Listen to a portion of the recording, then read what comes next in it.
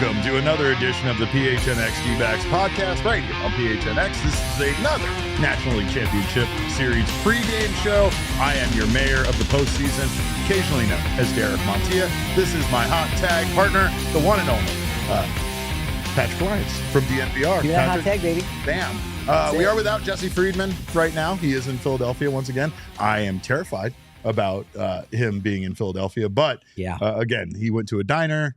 They just grow up. They grow up so fast. They fly to Philadelphia on their own. Next thing you know, they're reporting and doing excellent work from the city of Philadelphia. The entire sports world apparently is descending upon Philadelphia tonight. Yes. There's my a God. Mexico soccer match. It is like the vortex of the sports world right now. Good luck again to Jesse navigating all of that tonight. But we actually have a lot to talk about when it comes to tonight's game. It is game 2. It is in Philadelphia. And, of course, the Arizona Diamondbacks did lose game 1. So the big question is this game a must-win for the Arizona Diamondbacks? And, of course, we're going to be overreactionary. Of course, we're going to be hyperbolic. But it does feel like a must-win. It doesn't feel like history is on the Diamondback side. I feel like they have a lot of things going for them.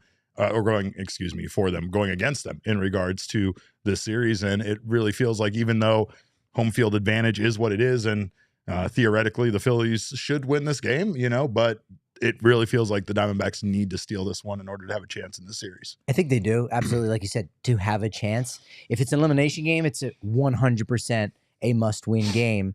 If it's game 1, it's, not necessarily. It's a 0%. It's kind of somewhere in the middle. So, maybe I'm not breaking any news on that. Sure. It's like 45% must win. You can still come back and do it. We know only one team has ever been down 0-3 and come back and won, a series. Right. That being said, like this one is really big. That being said, I don't know that the Diamondbacks are going to come out necessarily really tight. That goes from Merrill Kelly, which we'll get to in a little bit. That goes to the entire lineup. They can't. They can't because so far this year, when they've come out tight, when they've come out feeling the pressure, they haven't really succeeded. They haven't done a good job. But when it comes to the postseason, it really feels like ever since it started, the pressure has kind of always been on the opposing team. So I guess in this situation, I don't know if the pressure is on the opposing team. I feel like the pressure is on the Diamondbacks to try to steal this one, and that might be working against them. Obviously, also the fact that in 53 previous NLCS matchups, the team that won game 1 has gone on to win the series 71% of the time. 38 out of those 53. Since moving to a 7-game format in 1985, the team winning game 1 has advanced to the World Series in 26 of the 37 seasons. So basically the same conversion percentage, around 71%. We think of it in the context of game 2 and whatnot in the larger picture in those kind of percentages. Sure. But the Diamondbacks and the Phillies, they're just going out there saying, this is one game. Let's try to win these 9 innings rather than the larger picture. Worrying about the history here being created, worrying about everything that's up against them. That's right. That's just sort of why I think they're not really going to be tight. The Diamondbacks are just like, there's it's kind of the same situation as it was yesterday. There's going to be a raucous crowd at Citizens Bank Park, and we just got to go out there and win. And it's like, it doesn't necessarily change anything. Our approach essentially is going to be the same as yesterday. Hopefully it's a little bit better with Aaron Nola on the hill as opposed to Zach Wheeler. But it's like, we're going to go out there and we're going to play one baseball game because ultimately at the end of the day, literally, we can only win one game. Yeah. That's it. Yeah. And it is a raucous environment up there. It's not going to be easy for the Diamondbacks to go and try to steal game 2. Of course, everybody knows that the Phillies are very good at home, but how good? The Phillies have now won 10 straight postseason games against NL opponents dating back to last season at home. Per ESPN Stats and Info, that passes the 04-05 Cardinals for the most consecutive home playoff victories against a team's own league in Major League Baseball history. They're so good. They are so good. And with the game one victory, they improved to 22-7 all time in game ones. That win percentage of 76% in game ones is the best also in Major League Baseball history. So lot of things working against the Arizona Diamondbacks. And yet, hearing you say that, it's not as if they're unbeatable because they don't have a World Series ring after 2022. It's true. They only have one after 2008. They lost the 2009 World Series. So I mean, there's obviously a lot favoring the Phillies here. But look, this is why you play the game. I feel like that's kind of also been the theme of this postseason for the Diamondbacks. Play the game. We know how it looks on paper. If we just did things based on, projections and say, well, there's a simulation, and then according to the simulation, the Brewers are going to win 60% of the time, we wouldn't have this show here right now. I would still be bundled up back in Colorado right now doing my own thing on the DMV Rockies podcast. But they played the game. They beat the Brewers, even after being down in both of those games and coming back. And then the same thing with the Dodgers. You go, seriously, do we have to play this game? Yep. I don't know if anyone from the Dodgers organization, maybe sent an email to Rob Manfred and go, look, do we have to play the game? Like, what's the point? Is this just for monetary purposes? It's like you said. Play the game. You play the game. The games are not played on paper. As everybody knows, they are played inside of iPhone screens as we all watch it. But, of course, we're not trying to antagonize this Phillies fan base. And I do want to say you guys have been active. You guys have been awesome. It's been a lot of fun to interact with the Phillies fans on here. It's borderline terrifying because I've seen the reactions, even the comments today from last night's show. But I've also seen the comments to Merrill Kelly after he said this in regards to playing a playoff game at Citizens Bank Park. And then going into the WBC game, I think that I haven't obviously heard this place on the field. But I'd be very surprised if it trumped that Venezuela game down in Miami. That innocent comment, absolutely vilified that band. That's all they needed.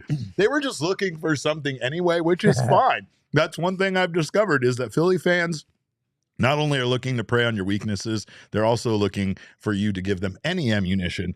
And in this case, they just needed to bring it that much. They're just going to bring it that much more tonight. But of course, Merrill Kelly has been good for this team. And honestly, I couldn't think of a better person for the Diamondbacks to have on the mound tonight going into this big game.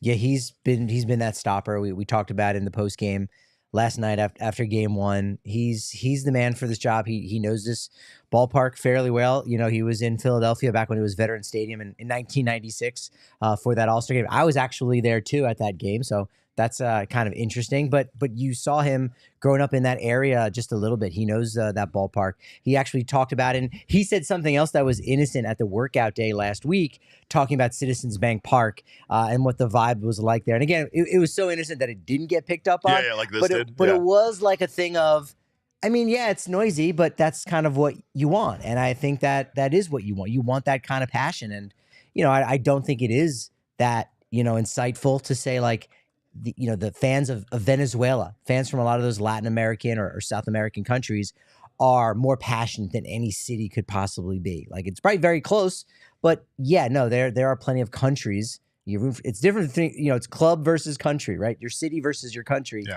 Country takes on a totally different vibe. That being said, sure, if you want to use that as bulletin board material, the Phillies don't need to use that as bulletin board. No. This is the fans. They have plenty. The fans, larger bulletin board is what's being used. And, whatever, that's fine. They're going to try to get on Merrill Kelly, but it's going to be that first inning. If he can shut down the Phillies offense, obviously those big bats of Schwarber, Turner, and Harper, then immediately that's going to start to build that momentum. And if the Diamondbacks can ambush Aaron Nola first, similar to how Zach Gallen was ambushed yesterday, give the Diamondbacks an early lead, that could help stymie or stifle the crowd just a little bit. Jesse Friedman has an excellent piece on gophnx.com in regards to the loss in game one. And one of the things he discussed is how in this game, in game one, the Phillies stars offensively stepped up. And it was a much different story than what happened with the Dodgers and what the Diamondbacks were able to do, subduing the Dodgers stars and essentially keeping them in check, which kept the offense in check. The Dodgers don't have as many stars, though, as the Phillies do technically, really, when it comes down to it. And that's no insult to the rest of their lineup. But really, the two guys you're looking at there is Mookie and Freddie. And if you can keep them relatively quiet.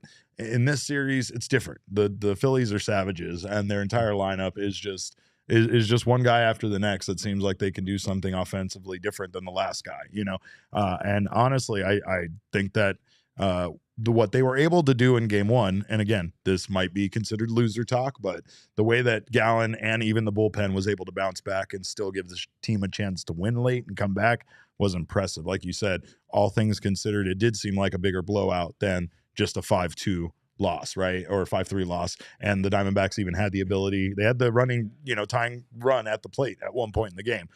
So that's an impressive turnaround over the course of one game. Hopefully that carries over here for Merrill Kelly. And he has been very good for this team, especially after losses. Let's take a look, though, at the comparison between these two pitchers, because, again, they're both very good. But Kelly just might have the edge. Again, the sneaky thing about Kelly is he might actually be the Diamondbacks ace when it comes to some of his numbers by comparison to Zach Gallen, even though Gallen got the majority of, the kind of the hype. He got the Cy Young, kind of discussion, and Merrill Kelly was never really in that discussion, despite how good he was himself. And I think that the one thing that he is good about is, again, coming out and giving this team stability on the mound after a loss. I don't think it's loser talk so much as it is perspective, right? Like it's not any kind of revisionist history of like, hey, let's try to feel better about the situation. First and foremost, you're in the NLCS. Hey, that's great. This is a long series. It's best of 7, not best of 3, not best of 5 like the previous 2 rounds. Yep. And you're going to need both of your guys to go out there and get the job done. And you haven't had an opportunity from that second guy yet, who, again, is arguably been the better guy this year. Kelly has not given up 5 earned runs 7 times this season like Zach Gallen has. So I think if both guys are very familiar with that environment at Citizens Bank Park, and Gallen didn't execute. He's had those struggles on the road.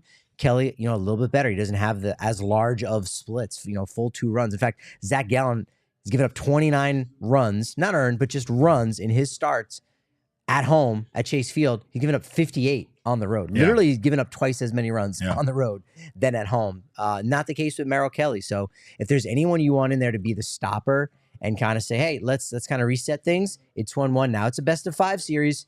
Going back home for 3 games in Arizona, that's huge. So this is a must win if you're going to win this series. Yeah. Or at least give you the best possible chance. It's not the end of the world if you don't, but you're going to feel a lot better, especially tomorrow on that workout day, on the day off, until you get to that early, 3:07 start on Thursday for Game 3 here in Phoenix. Is it 2:07? 2:07. It might even be that. Yeah, because you live in a different time zone than us. I'm all over the place, It's hard to keep that straight, but absolutely. How do these Phillies stack up, though, against Merrill Kelly? What have their success rates been like against him so far this year? Because I know you pulled the numbers for that.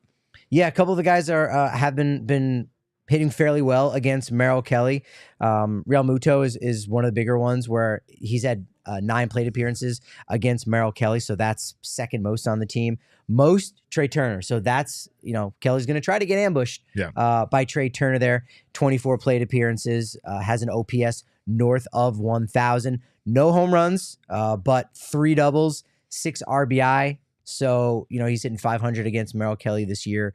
That's, of course, only in 3 plate appearances. He's only 1 for 2. So these guys have a little bit of a history, but, again, all you need is just that little bit. Tommy Pham said it in the postgame after Game 3 that, hey, Clayton Kershaw, I have some success against him in the postseason. In the regular season, not so much. All you need is a little bit of success to be able to feel good and feel comfortable in that box. And so, the Phillies probably, I would say, have less success against Merrill Kelly than the Diamondbacks do against Aaron Nola. Yeah. And of course, that's the Diamondbacks getting out early has been their key so far.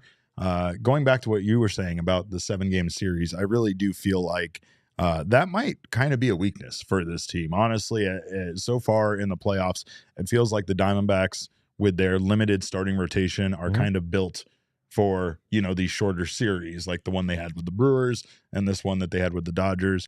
Now with this series, we do have some pitching matchups to worry about here going forward, but that's really not a concern if Merrill can't get it done tonight. And I know there's some people out there that don't consider this a must win, and you would be right, because again, this goes down to the fact that this is a 7-game series and there's still a lot of baseball to play even after tonight's game.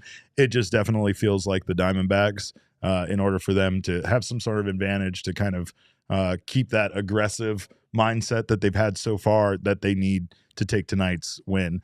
I don't know about Merrill's comments. I don't want to like defend it, but at the same time, I feel like things like that are fairly innocent. I feel like he wasn't really trying to diminish the environment that he's going to pitch in tonight in Philadelphia. I feel like he's just trying to say like, man, I couldn't even hear myself think in that WBC game. So it's like once you've played an environment where it's like that absolutely loud and that rattling to play in, you're like, I mean, yeah, it's like I have played in environments like that before. But again, it's just something to give Phillies fans some, you know, some bulletin board material, at least for themselves, right? I think there's some context too in that is, you know, this World Baseball Classic was the best that we've seen. Oh, it was incredible. Of the I want to say 5 that have been. And again, you forget, you go, this is spring training. Like this is an exhibition, and it doesn't have that same history, especially if you're an American player, if you're a U.S. player. You know, they finally were able to get off the schneid and win the last World Cup before this last year. But if you are an American-born player and you're playing this game during spring training and it doesn't have the history of a World Cup, it is not the Olympics gold medal, you go, wow, these Venezuelan fans, they don't care about maybe this lack of history. They don't care that it's spring training, it's an exhibition, and that pitchers are going, 2 innings tops. They don't care. The Venezuelan colors and the country's name is across the chest. Yeah. Holy smokes, this is going to be hard to top. Yeah. A playoff game in Philadelphia, I mean, it should be that loud. We understand that. But the context for the World Baseball Classic, it still doesn't make sense to think that, that's the vibe there in March all around the United States and the world. Yeah. Jacob, did he just say holy smokes? I think I might have. He said gosh. Yeah. I still haven't gotten him with the jar for swears. And he hit us with a holy smokes. I don't think I'm ever going to get him. But son of a gun, Derek. Yeah. I don't care for that. Nah. So-and-so. Known baseball GM Elise in our comments says, gotta love out of context short clips from before the series even started being used for clickbait to stir up a fan base that needs no extra stirring. Again, since she is a known baseball GM, she would know a thing or two about that. But we do appreciate, of course, Elise always being here. We appreciate all of you guys being here so much. If you are here in the PHNX Sports YouTube channel, make sure to subscribe to the channel. Sign up for notifications. That way you don't miss when any of our wonderful shows go live. Leave us a thumbs up. We always love knowing you guys are here and knowing that you're enjoying the show, no matter which laundry you root for or wear. If you're listening on the audio podcasting side, we appreciate you, and I promise I will not forget about you like I just did with the Merrill Kelly graphic that I did not read out loud for you guys. If you can forgive me, leave us a positive review and subscribe on the audio side as well. Most importantly, no matter if you're a viewer or a listener, make sure you go grab this wonderful shirt from our PHNXLocker.com. Our We Are Dangerous shirt. I'm not getting stuck for $1 on this one, but you know what you know what the shirt means. And we are a dangerous team. Connected team is a dangerous team. Connected fan base is a dangerous fan base. Realize that about the Phillies. So make sure to go out there, get yourself that shirt. If you are not a diehard member, you can get your shirt right now. You can sign up for a diehard membership and get that shirt for free as part of your diehard membership. You also get access to all sorts of wonderful content. You will get access to our members only Discord lounge. You will get 20% off all future purchases from PHNXLocker.com. You will get a $50 gift certificate from our guys over at Mountain Mike's Pizza and so much more. Also, there's the wagon shirt. So if you were looking for something maybe in beige instead of black, in case people forgot. In case you forgot, it's still the motherfucking Yoffs, and we are still a motherfucking wagon. It's $2. But of course, go grab the shirt of a wagon. Go grab the shirt of a dangerous team over at the PHNXLocker.com and become a diehard if you haven't already and get that shirt for free. 2 things to clear out my mental notebook. 1, we need a children's version, a onesie of that dangerous shirt, but it can be changed to say, we're fanging dangerous. Okay. And 2, we didn't talk about this. The home run celebration for Bryce Harper. Yeah. He said he just came up with it in the moment. The blowing out the candles? The 31 blowing out the candles. Yeah. That was something. It was something. It was creative. Yeah, happy birthday to you, Bryce. Did he really just come up with it on No, basis? he planned it. He choreographed it. I don't know. He pitched it if he did, fine. He had a focus group that gave him some feedback on it. They were like, maybe you should switch hands up because when you're going to be on TV, the 3 needs to be here instead. Maybe he was going to go 3-1 like this way. He has a social media team. Does he also have a hand gesture team? Because there's been a lot of hand gestures for Bryce Harper. Got to have a hand guy. He's got a hand guy. Got to have a hand clearly. guy. But speaking of the offense that the Phillies scored early. They did to the Diamondbacks what the Diamondbacks have been doing to other teams, and that needs to change. The D-backs need to get things cooking on offense earlier because yesterday's game was a bit atrocious. 15 sat down in a row, really didn't get things started till late. They were able to finally get to Zach Wheeler a little bit and do some things against the bullpen, but not really that much against the bullpen. So obviously a big part of that was Ketel Marte was kind of absent in some of those big moments. Mm-hmm. He did get a hit in game one. He's now hit safely in each of his first 10 career postseason games, becoming the first Arizona Diamondback to ever do that. He's also the 14th player in MLB history to ever accomplish that feat. So Ketel still staying consistent, still trying to provide something, but really does feel like the Diamondbacks need more out of him and Corbin at the top of the lineup if they're going to be able to make some noise against this Phillies team. It seemed like with every single one of their wins, and it maybe got to be a little bit less so by the time you got to game 3 because it was just everybody hitting a home run, but it was Carroll and Marte, just back to back teaming up. Hey, I'll go, then you go, drive me in. Yeah. That definitely seemed to be the way. And there were some of those opportunities last night, obviously with the leadoff single by Corbin Carroll that never unfortunately came to fruition for the Diamondbacks. Things felt like they were going to get going fast there because you got on base and it was like, all right, here we go, especially with what we've seen out of this team so far. But it kind of fizzled up quickly. And hats off to Zach Wheeler because he was incredible on the mound for the Phillies last night. Do you take that risk? Do you take that risk today? If Corbin Carroll gets on first base, do you take that risk and say, we got to get a run here? And you might take a bat out of somebody's hand, but you got to give him the green light, find a pitch to go on. I think the bigger thing is that, of course, there's a scouting report, and they know that Carroll's going to run. They know that they're going to try to do the creating chaos gimmick on the base path. And I mean, I feel like as much as you prepare for that, you're still not actually ready for it when it happens, right? Mm-hmm. The minute that starts happening, it does start creating that worry. It starts changing their defensive positioning. It starts opening up a lot of things. Yeah. It starts opening up holes. You got Gabby Lane that gets opened up sometimes when he's up there and you can get some guys on base. So there's just a lot about it. I think that it puts the defense, it makes them uneasy. And I think that they start making mistakes and if you never get that going, if you never put that thought in their head, even if it ends up sacrificing a base runner, even if Corbin Carroll gets thrown out, it's more the idea that that's going to happen out there. And I know sometimes that could sway momentum in a negative direction. And obviously you don't want to do that, but this team's identity is built in that base running, in that creating chaos. And if they don't do it, then they're not going to have success. So far, that's what's brought them success early this season. And it's what brought them success, in the playoffs. They have been unexpectedly powerful, right? The Diamondbacks have homered in 17 consecutive postseason games now, dating back to game 3 of the 2007 NLCS at Colorado. By the way, Mark Reynolds started that exact streak. Thank you to Patrick for pulling that one. But the streak is actually the second longest in MLB postseason history, behind a 23-game home run streak by the Yankees from 2019 to 2022. And I mean, again, the young guys are doing it. Perdomo, his homer last night for the D-backs, gives them 9 home runs by players 23 or younger this postseason, third most in a single postseason behind the 2015 Cubs and the 2017 Astros. Oh, do they have something in common other than tanking? I do believe that both of those teams won the World Series. Maybe not that year, but they eventually did. With those guys on. Yes, yes. Yeah, with those guys on. I think you're right about the Corbin Carroll business, about getting him going. You might not see it for the Ketel Marte at that same lineup that we've been seeing all throughout the postseason. Marte does have a home run against Aaron Nola this past season. 6 innings pitched for Nola, gave up 4 runs when they played back in June. But Aaron Nola, much different than Zach Wheeler, does not hold on runners well, whereas Zach Wheeler was tied for the fewest amount of stolen bases of all qualified starters. Is that just because he's good at why is the reason of that? It's like they don't even attempt to run on him. It's got to be his extension. They were talking about it on the broadcast last night. He had the longest extension in Major League Baseball in terms of how far he gets out to home plate, how quick the ball gets there. He also varies the time that it takes him to get to home plate. So he's not doing the same thing where you can kind of get into that rhythm and I've seen it. I've seen it now. Very Johnny Cueto-esque. Sure. A little bit. Okay. Yeah. There's a little bit of that. It just kind of throws your rhythm and your timing off and stuff like that. So Wheeler's been fantastic with that. Aaron Nola, the exact opposite. 4th most amount of stolen bases.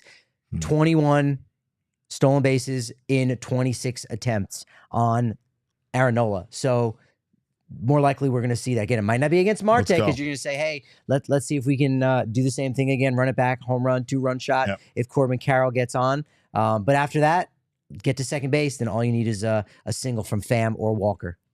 Well, I've been playing it safe when it comes to my bets on BetMGM, but that is not the case tonight, my friend. I went a little wild. You're making up for lost time? You know what it is? It's that last night's parlay hit, so now my head has exploded. So we went from a plus 850 parlay last night to just a little bit of a gamble here, plus 4,000. I went total runs under 8.5. I went Diamondbacks win as a money line bet, which I've not been doing lately. Player home run, Gabby Moreno, 1+. Why? Because he's due. Batter struck out, Aaron Nola, 4+. Batter struck out, Merrill Kelly, 3+.